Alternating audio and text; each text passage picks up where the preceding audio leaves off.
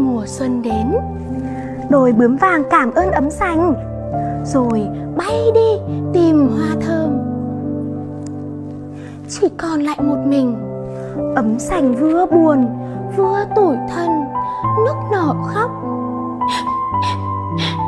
Tại sao không ai đến kết bạn với tôi?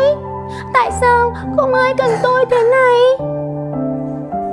Một cô bé đi ngang qua, thấy ấm xanh, liền mang ấm xanh về nhà.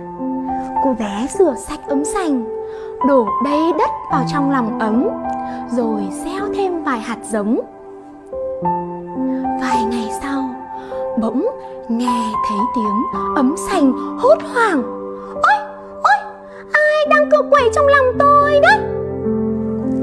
Tôi đây, tôi chính là một cây non vừa mới nảy mầm đây mà.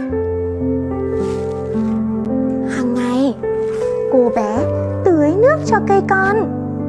Cây lớn nhanh và xanh mơn mởn.